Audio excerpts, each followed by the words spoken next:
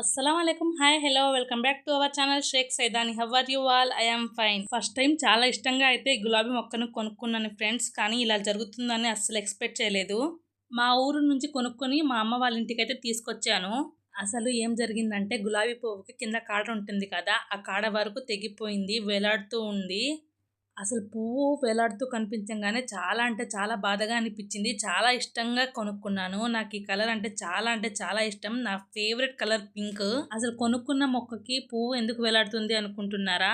ఇంత మంచి రోజ్ చూడంగానే ఎవరి మనసు ఆగిద్ది చెప్పండి. అలానే మా పాప కూడా ఆతృత ఎక్కువైపోయి ఈ రోజ్ చూడంగానే వెంటనే పెట్టుకోవాలనిపించిందంట. ఇలా ముట్టుకుంది. కట్ చేద్దాం అన్నట్టుగా ముట్టుకుంది. అసలే లేత గులాబీ మొక్క ఇది. అది పట్టుకోగానే కాడ విరిగిపోయింది. విరిగిపోయి వేలాడుతూ ఉంది. నా మనసు ఆగక ఆ గులాబీ పువ్వుకి కాడకి మధ్యలో 2 అగ్గి పుల్లలు పెట్టి ప్లాస్టర్ అయితే చుట్టాను. మా అమ్మ వాళ్ళ ఇంట్లో ఏమేమి మొక్కలు ఉన్నాయో చూపిస్తాను రండి ఫ్రెండ్స్. అమ్మ వాళ్ళ ఇంట్లో చెట్లు పెట్టుకోవడానికి ప్లేస్ అయితే లేదు, కానీ ఇలా ప్లాస్టిక్ బకెట్ ఒకటి ఉంటే దానిలో వంకాయ మొక్కను పెట్టి పక్కన కుండీలో కనకాంబరం మొక్కలు అయితే పెట్టింది. బకెట్ విరిగిపోతే పడేయడం ఎందుకు అని దానిలో మట్టి వేసి విత్తనాలు అయితే వేసింది. ఏం విత్తనాలు అంటే కాకరకాయ విత్తనాలు వేశారు. రీసెంట్గా 2-3 డేస్ అవుతుంది విత్తనాలు వేసి. మొలకలు అయితే ఇంకా ఏం రాలేదు. వచ్చిన తర్వాత మళ్ళీ చూపిస్తాను. ఈ పక్క బకెట్లో కూడా వంకాయ మొక్కలు అయితే పెట్టారు. అవి ఎప్పుడు పెరుగుతాయో ఏంటో చూద్దాం. కానీ నా గులాబీ పువ్వు మొక్క దగ్గరకు వచ్చేటప్పటికి చాలా అంటే చాలా బాధగా అనిపిస్తుంది. రెడ్, ఆరెంజ్, వైట్ ఎన్నో రోజ్ ఫ్లేవర్స్ అయితే ఉన్నాయి.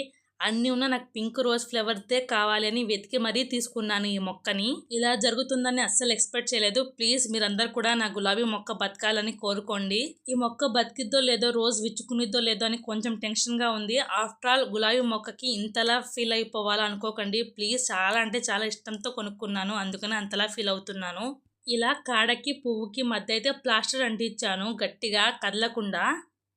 దగ్గర నుంచి చూపిస్తాను చూడండి. అగ్గి పుల్లలు పెట్టి మరీ ప్లాస్టర్ అయితే చుట్టాను. ఈ గులాబీ మొక్క బతికి పువ్వు విచ్చుకుంటే కన్ఫామ్గా మళ్ళీ మీతో షేర్ చేసుకుంటాను. ఈ మొక్క బతకడానికి ట్రిప్స్ ఏమైనా ఉంటే నాకు కామెంట్ చేయండి ప్లీజ్. వీడియోని లైక్ చేసి షేర్ చేసి సబ్స్క్రైబ్ చేసుకోండి. ఓకే.